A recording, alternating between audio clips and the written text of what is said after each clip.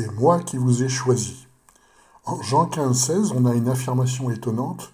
Ce n'est pas vous qui m'avez choisi, mais c'est moi qui vous ai choisi et qui vous ai établi afin que vous alliez et que vous portiez du fruit et que votre fruit demeure, afin que tout ce que vous demanderez au Père en mon nom, il vous le donne.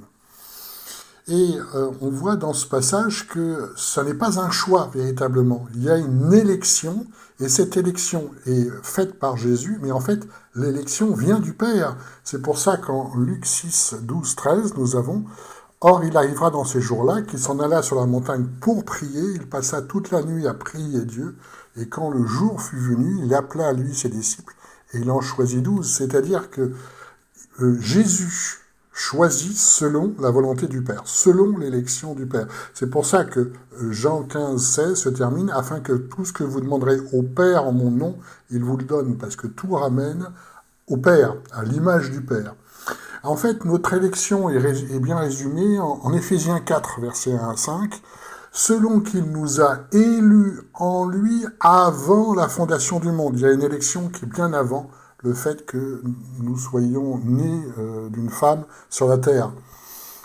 Dans l'amour, et ça continue, nous ayant prédestinés pour nous adopter par lui, par Jésus-Christ, selon le bon plaisir de sa volonté. La volonté de Dieu est toujours première, adoptée par lui, par Jésus-Christ. Et là, on voit l'articulation, d'abord le Père, puis Jésus-Christ.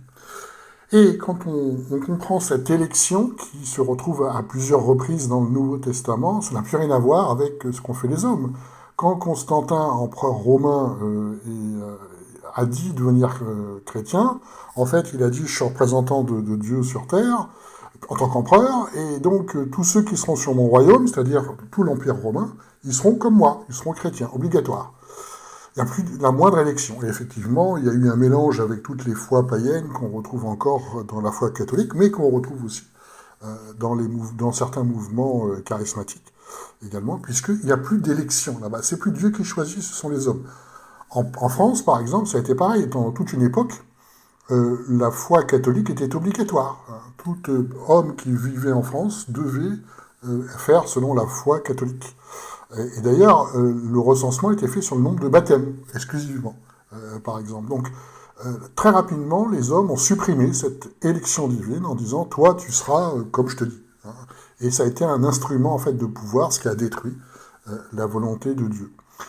On a un critère d'élection en Jacques 2,5. « Écoutez, mes frères bien-aimés, Dieu n'a-t-il pas choisi les pauvres selon le monde pour les faire riches en foi et héritiers du royaume qu'il a promis à ceux qui l'aiment ?» Donc, c'est un critère, effectivement, c'est-à-dire que ce ne sont pas les hommes les plus en vue selon le monde qui ont été choisis, puisque Jésus, sur la montagne, nous dit bien « heureux sont les pauvres ». Et effectivement, par exemple, David était celui qui était le plus jeune dans l'Ancien Testament, qui a été choisi par Dieu, le plus jeune et qui gardait le troupeau. Paul était probablement le pire, selon les yeux humains, pour être chrétien, pour implanter des églises, puisqu'il était celui qui les persécutait. Pierre, il était impulsif en fait. Pierre n'était pas du tout, selon les yeux du monde, un homme pour avoir une place prépondérante dans les premières églises. On l'a en Jean 18,10. Alors Simon-Pierre, qui avait une épée, l'attira et frappa le serviteur du souverain sacrificateur et lui coupa l'oreille droite. C'est-à-dire que l'élection est faite sur des critères tout à fait opposés aux critères du monde, ce qui est en opposition totale avec beaucoup de mouvements pentecôtistes qui disent qu'il faut briller dans le monde, dans le sens avoir une réussite que tout le monde voit. Non, c'est le critère inverse que choisit Dieu, en fait. Et cette élection se fait bien avant la naissance terrestre, comme on le voit avec le prophète Jérémie, Jérémie 1, versets 4 à 5. « La parole de l'Éternel me fut adressée en ces mots, avant de te former dans les flancs de ta mère, je te connaissais. » Pareil, l'élection se fait bien avant la naissance terrestre, et avant que tu sortisses de son sein, je t'ai consacré et je t'ai établi prophète des nations. Mais Jésus était pareil. On l'a en Colossiens, versets 15 à 20, lui qui est l'image du Dieu invisible, le premier-né de toute créature, parce qu'en lui ont été créées toutes choses. Il était bien avant, bien avant la création du monde, était déjà Jésus. Après, Jésus est arrivé sur terre par une femme. Et il est dit plus loin, en lui et avant toute chose, et il est dit plus loin, ayant fait par lui la paix par le sang de sa croix. Et ça montre bien un rôle très important de Jésus, c'est par la croix, il ouvre le ciel et il purifie. Donc, qui nous sommes en fait véritablement, ça a été déterminé il y a bien longtemps si nous avons vraiment été élus. Si on a été vraiment élu, c'est parce qu'on voit énormément qu'ils le font par tradition, parce qu'on leur a dit un jour de prendre une décision pour 1000 raisons, mais a-t-on vraiment été élu? Parce qu'en fait, il y a une élection qui se fait, et qui nous sommes a été déterminée il y a bien longtemps, et en fait, on passe notre vie terrestre à nous débarrasser en fait des idées du monde, puisque le prince du monde, c'est le mal, pour retrouver en fait notre destinée, ce pourquoi nous avons été faits. Et c'est ça notre combat spirituel contre la chair, contre l'adversaire, contre les fausses doctrines, contre le mensonge, parce qu'il est permanent pour retrouver notre destinée, parce que c'est comme ça que Dieu nous a pensé. S'il n'y a pas d'élection, il n'y a pas de destinée en fait. On peut passer notre vie dans les églises, ça ne changera rien du tout, parce qu'en fait on n'a pas été élu dans ce cas-là. Et le Saint-Esprit qui permet cette transformation, il faut bien voir que dans le Nouveau Testament, il est donné par Dieu à Jésus. Même si c'est Jésus qui après le répand, c'est toujours Dieu qui est premier, à la fois dans l'élection et dans le fait de donner le Saint-Esprit. C'est expliqué à plusieurs reprises, notamment en Actes 2.33, c'est ce Jésus que Dieu a ressuscité. Souvenez-vous, c'est par la puissance du Saint-Esprit que Dieu a ressuscité Jésus. Ce dont nous sommes témoins, ayant donc été élevé par la droite de Dieu, et ayant reçu du Père l'Esprit Saint, c'est toujours Dieu qui en fait donne l'Esprit Saint, même si Jésus peut le transmettre, qu'il avait promis, il a répandu de ce que vous-même aussi voyez et entendez. Donc Jésus reçoit du Père l'Esprit Saint qu'il peut transmettre, mais c'est toujours le Père qui donne l'Esprit Saint. C'est Dieu qui donne son esprit, ce qui est logique. En Jean 7, versets 38 à 39, voilà une affirmation qu'on a de Jésus, on voit cette transmission de l'Esprit Saint. « Celui qui croit en moi, des fleuves d'eau vive couleront de son sein, comme dit l'Écriture. » Or, il dit cela de l'Esprit que devait recevoir ceux qui croiraient en lui.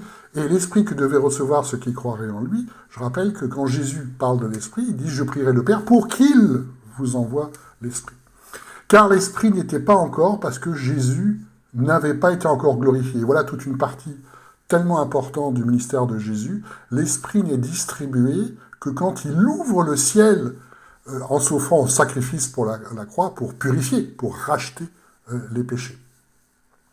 C'est pour ça que cette affirmation en Acte 2, versets 16 à 21, mais c'est ici ce qui a été dit par le prophète Joël, il arrivera dans les derniers jours, nous sommes dans les derniers jours, qui ont commencé à cette époque, dit Dieu que je répandrai de mon esprit sur toute chair. Voilà, c'est bien Dieu qui répand de l'esprit. Mais dans cette affirmation, on voit que ça n'est pas véritablement conditionnel. Je répandrai de mon esprit sur toute chair. Donc il est possible de recevoir l'esprit de façon inconditionnelle. Après, il y a les fruits, et ça continue. Vos fils et vos filles prophétiseront, vos jeunes gens auront des visions. Sur mes serviteurs et sur mes servantes, dans ces jours-là, je répandrai de mon esprit et ils prophétiseront. Donc, il y a à la fois, je répandrai de mon esprit sur qui veut, et à la fois mes serviteurs, c'est-à-dire ceux qui servent Dieu, comment? Par l'obéissance à Jésus, en suivant ses commandements. Et là, on voit qu'il y a des fruits comme le fait de prophétiser. Et là, cette prophétie continue, je ferai des prodiges en haut dans le ciel, des signes sur la terre, du sang et du feu, une grande vapeur de fumée, le soleil sera changé en ténèbres, la lune en sang, afin que vienne le jour grand et éclatant du Seigneur. Là, en une phrase, on a un raccourci des événements qui sont expliqués en Apocalypse. Et ça se termine en « Il arrivera que quiconque invoquera le nom du Seigneur sera sauvé ». Donc là, on a un raccourci temporel de l'Apocalypse, de la fin des temps, au même titre que quand Jésus fait également des raccourcis, quand il parle de l'Esprit, on a plusieurs enseignements qui sont en fait des raccourcis temporels, ce qui ne veut pas dire que tout va se passer automatiquement, mais c'est pour montrer où Dieu veut aller. Alors, il faut faire attention avec invoquer le nom du Seigneur, c'est pas une formule magique. Le nom du Seigneur, c'est qui il est. C'est-à-dire que quand on croit véritablement qu'il est fils de Dieu, qu'il est l'image du Père, et s'il est l'image de Père, c'est équivalent à obéir à tous ses commandements. C'est pas juste une formule. À un moment donné, en 1 Corinthiens 5,4, Paul dit « Au nom de notre Seigneur Jésus-Christ, vous et mon esprit étant assemblés par la puissance de notre Seigneur Jésus-Christ. » Donc le nom, c'est tout ce qu'il a fait, tout ce qu'il est, tout ce qu'il enseigne, et le fait qu'il est l'image du Père, donc nous lui obéissons. Et c'est tout un ensemble, bien sûr. C'est pas juste une simple invocation comme on invoque une divinité. Et comparé, bien sûr, les églises ont tout de suite dit ouais, il suffit d'acclamer, d'invoquer, tout va bien. Et on voit dans les églises du dimanche matin, dans certains milieux, quand on dit acclamer Jésus, tout le monde applaudit. Non, ça n'a rien à voir avec ça. Ça, c'est une parodie. Ça a à voir avec l'obéissance et l'imitation de Jésus. On voit un autre raccourci temporel en Jean 4,14, quand Jésus nous dit « Celui qui boira, souvenez-vous, c'est la Samaritaine, de l'eau que je lui donnerai n'aura plus jamais soif. Au contraire, l'eau que je lui donnerai deviendra en lui une source d'eau jaillissante jusqu'à la vie éternelle. » Ça ne veut pas dire que c'est automatique. Ça veut dire que c'est cette source d'eau d'esprit qui va lui permettre la transformation jusqu'à la vie éternelle. Lui permettre, ça ne veut pas dire qu'elle va y arriver. Ça veut dire que sans l'esprit, vous ne pouvez rien faire. Mais également, on va le voir, sans l'imitation de Jésus, vous ne pouvez également rien faire, puisqu'il est l'image de Dieu. Donc, on voit qu'à plusieurs reprises, il y a des affirmations dans le Nouveau Testament où Dieu donne le Saint-Esprit à celui qui le demande sans condition.